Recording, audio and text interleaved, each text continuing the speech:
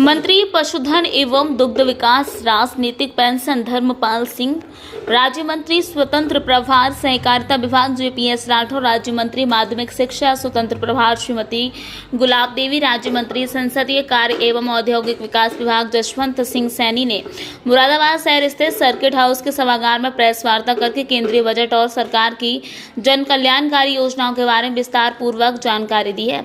मुरादाबाद मंत्री धर्मपाल सिंह ने कहा कि इस बजट से सुशिक्षित समाज हेतु 500 कंपनियों में 1 करोड़ युवाओं को इंटर्नशिप का मौका मिलेगा।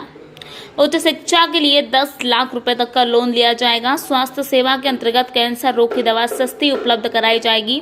मुद्रा योजना का लोन 10 से बढ़ाकर 20 लाख किया गया है। नारी शक्तिकरण महिलाओं से जुड़ी योजनाओं के लिए 3 लाख करोड़ रुपए से अधिक का आवंटन किया गया है, जिसमें पीएम गरीब कल्याण अन्न योजना 5 साल के लिए बढ़ाई गई है। जल संरक्षण, बाढ़ नियंत्रण एवं सिंचाई परियोजनाओं के लिए 11,500 करोड़ आवंटन हुआ है। देश में 60% आबादी 35 वर्ष से कम उम्र की है।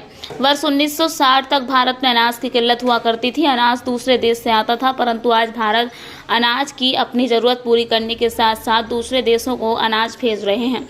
उन्होंने कहा कि 60,000 करोड़ प्रधानमंत्री किसान सम्मान निधि के लिए आवंटित किए गए हैं। मनरेगा को 86,000 करोड़ रुपए आवंटित किए गए हैं। आयुष्मान भारत जन आरोग्य योजना के अंतर्गत 7,300 करोड़ रुपए आवंटित किए गए हैं। प्रधानमंत्री आवास योजना के तहत उत्तर प्रदेश में कुल 20 लाख शहरी प्रधानमंत्री आवास और 25 लाख ग्रामीण प्रधानमंत्री आवास मिलेंगे। मुफ्त राशन योजना का लाभ प्रदेश के 15 करोड़ लोगों को अगले 5 साल तक मिलता रहेगा।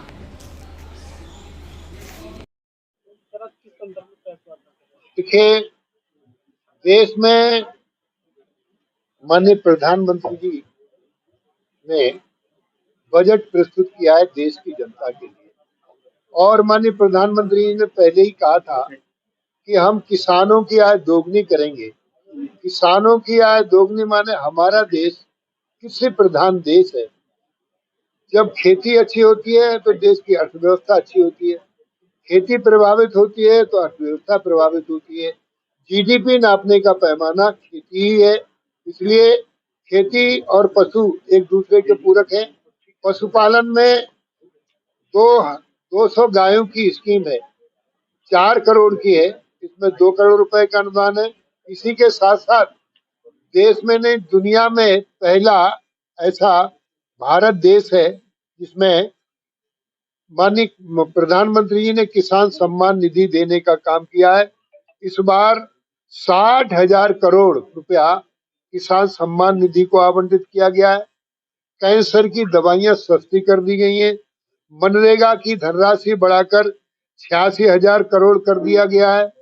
गरीबों को इलाज, स्वास्थ्य की चिंता की है, स्वास्थ्य सबका बेहतर हो, कोई भी दवा के अभाव में उसकी मृत्यु ना हो पावे, तो 7,300 करोड़ रुपए का बजट इस आयुष्मान भारत योजना में आवंटित किया गया है। इसलिए माननीय प्रधानमंत्री जी ने, भारत सरकार ने जो बजट देश की जनता के लिए प्रस्तुत किया है वो किसानों के लिए, गरीबों, मजदूरों, उद्यमी, व्यापारी, कर्मचारी सबके लिए लाभदायक है। एक समावेशी बजट है जिसकी प्रशंसा पूरे देश में हो रही है। सर, आगामी चुनाव की तैयारियों को लेकर आप लगातार बैठक कर रहे हैं। बैठक में क्या कुछ दिशा निर्देश दिए जा रहे हैं? अभी तो चुनाव आगे बहुत आगे है, 27 में होगा, अभी कोई चुनाव नहीं। उपचुनाव के बारे में जब चुनाव होगा तब बात करेंगे। नीति आयोग की बैठक का विपक्ष ने बहिष्कार किया। देखिए, विपक्ष पे कुछ है नहीं। विपक्ष का काम है जनता से जुड़े मुद्दे उठाना। विपक्ष जनता से जुड़े मुद्दे तो उठा ही नहीं रहा, वो बहिष्कार करने का काम कर रहा है। आप सीधा संदेश है कि विपक्ष जनता से नहीं जुड़ा है। राजनीति में भ्रम पैदा करके, वो जनता को बरगला करके भ्रम पैदा कर रहे हैं। अपना उल्लू सीधा करने का काम विपक्ष कर रहा है। सर, विपक्ष लगातार अग्निवीर योजना का विरोध कर रहा है। प्रधानमंत्री नरेंद्र मोदी ने कहा अग्निवीर को लेकर गलत अफवाह फैलाई जा रही है। निश्चित रूप से हमारे प्रधानमंत्री जी ने कहा, कल कारगिल युद्ध के बारे में देश ने श्रद्धांजलि देने का काम किया है। और वास्तव में मैं आज आपको बताना चाहता हूं, देश में जो इंडी गठबंधन ने जो भ्रम पैदा किया, 10 साल कोई भी आतंकवादी की हिम्मत नहीं हुई थी हमला करने की। कश्मीर में जो हमले हो रहे हैं वो इंडी गठबंधन के कारण से एक बहुत बड़ी स्थिति, आतंकवादियों का जो मनोबल बढ़ा है, तो वो ये इसका यही कारण है कि आज अंतर्राष्ट्रीय ताकतें वो नहीं चाहती थी कि माननीय प्रधानमंत्री नरेंद्र मोदी जी प्रधानमंत्री बने, जिनका प्रयोग विपक्ष ने करने का काम किया है। आज हम स्थिति में, आज हमारे देश का गौरव बढ़ा है, वो माननीय प्रधानमंत्री मोदी जी के कारण बढ़ा है। कांवड़ यात्रा चल रही है, सोशल मीडिया पर एक नैरेटिव सेट किया जा रहा है कि कांवड़िए उपद्रवी है, जगह जगह सोशल मीडिया पर वायरल है, उपद्रवी कांवड़ियों को बताने की कोशिश की जा रही है, बहुत बड़ा संगठन लगा हुआ है, किस तरह देखते हैं? देखिए,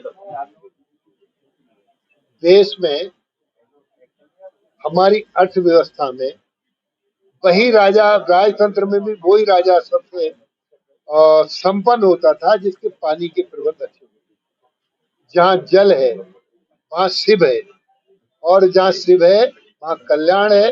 और ये जो कांवड़ यात्रा है वो देश के कल्याणकारी यात्रा है। माँ गंगा को अपने कंधे पर रखकर गंगा भक्त लाते हैं, तो इसके लिए जो लोग कह रहे हैं उनकी भटकना होगी।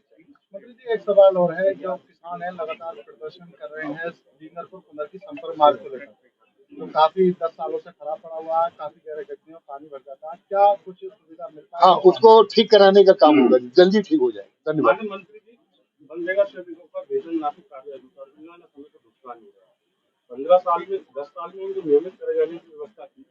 ऐसा सन 2019 में मनरेगा श्रमिकों के सम्मेलन में माननीय मुख्यमंत्री जी ने मंच से ऐलान करा था, तो उनको नियमित किया जाएगा, जबकि 10 साल की नौकरी 15 साल में नियमित हुए हैं और न उनको वेतन दिया जा रहा है। देखिए, मनरेगा की जो योजना है उसमें कोई पैसे की कमी नहीं रहती। तो आपने प्रश्न किया, मेरा उत्तर भी सुन लें। मनरेगा एक ऐसी योजना है कि जितना पैसा चाहिए उसमें पैसा है, काम के बदले दाम दिया जाता है। मनरेगा में कोई कठिनाई नहीं है। धन्यवाद।